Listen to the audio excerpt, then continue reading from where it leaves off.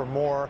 I want to bring in Adel Darwish, British author and commentator and political editor for Middle East Magazine. And then with us here in New York, Egyptian-born journalist Mona Eltahawy. Excuse me, Mona. Welcome back. How are we to interpret a week of peaceful congregation of millions of people and the sudden emergence of violence that is being provoked, by all accounts, by pro-Mubarak factions, when the argument is that this is supposed to be a move towards a democracy? The man in charge just said he's going to step down, and yet the next day his supporters, whether under his direction or not, are out killing people.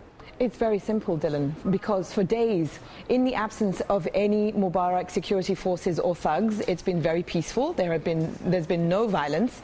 But today, as soon as Mubarak unleashed his thugs, and I call them nothing but thugs, into these demonstrations for democracy, we saw, I mean, who sends people on camels and horses to beat people the day after he gave a speech claiming he's going to step aside peacefully? Clearly, the message Mubarak wants to send Egyptians is, I am in charge, I will break your back, and if they give him the chance to stay until September, you can only imagine what else he will unleash on them. The violence is clearly from the Mubarak side. Adele, is this simply the act of a scared dictator exerting violent force against people in resistance? It's hard to believe that such a violence by Mubarak supporters would actually be organized spontaneously. At least, yes, of course there are some people supporting him, like we have seen in Iraq, the Ba'ath Party, the ruling party by Saddam Hussein. If you wanted to do any job, if you want to have a contract signed, you become member of the Ba'ath Party. The same with the National Democratic Party of President Mubarak.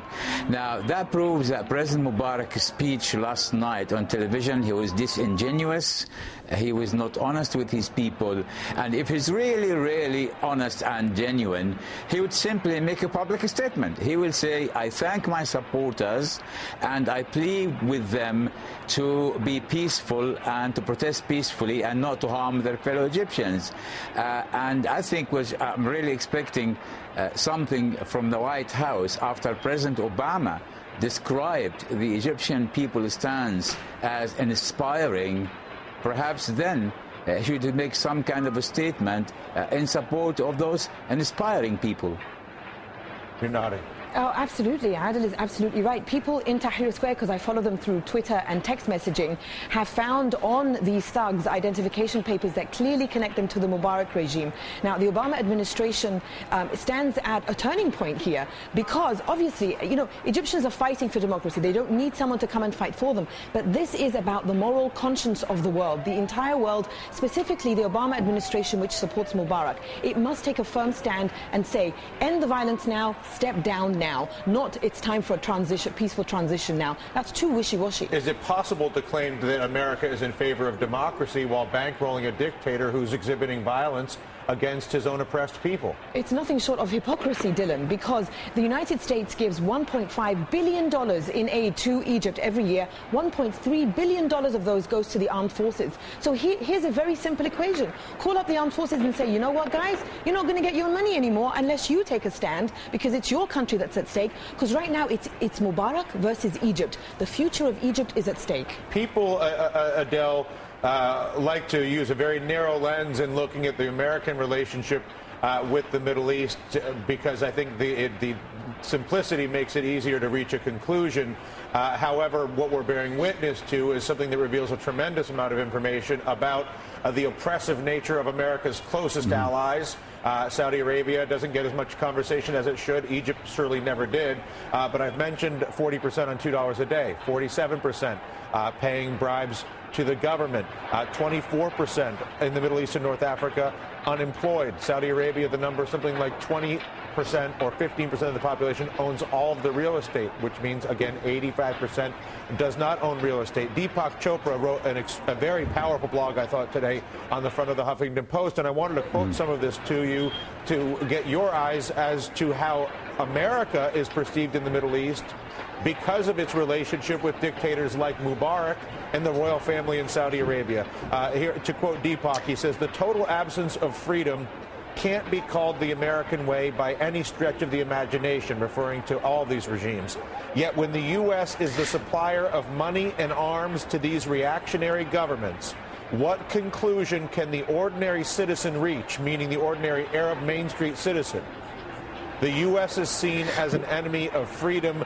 Never was that made more transparent to all of us than on Friday when Richard Engel held up a canister of tear gas that was being thrown at the protesters that clearly stated on it, made in the USA, Jamestown, Pennsylvania. Yes, it is a complicated picture, and America misunderstood. They have satellites like Al Jazeera, you have newspapers by ill-trained journalists who portray America in a bad light, and that's precisely what Mubarak is using. He said, look what America did in Iraq, and the streets of Cairo will be unsafe like Iraq. However, President Obama has actually restored faith in America, and a lot of Democrats there looked up to him for leadership. I think it's time that he puts his mouth where his money, puts his money where his mouth is. And just one example from Egypt history. When King Farouk in 1952 was confronted by the illegal military coup led by Colonel Nasser, the royal guards were actually better equipped than the army. There was a treaty between Britain and Egypt. He could have called upon the British to help. He didn't. He ordered his guards not to resist the officers, and he said he would not go down on history with Egyptian blood on his hands. He sacrificed his throne for the welfare of his people and his nation. And I think that's something that the White House and the American administration should use here as an example to expose Mubarak's hypocrisy and Mubarak's disingenuous stand, and he was just simply trying to buy time for himself. Yeah.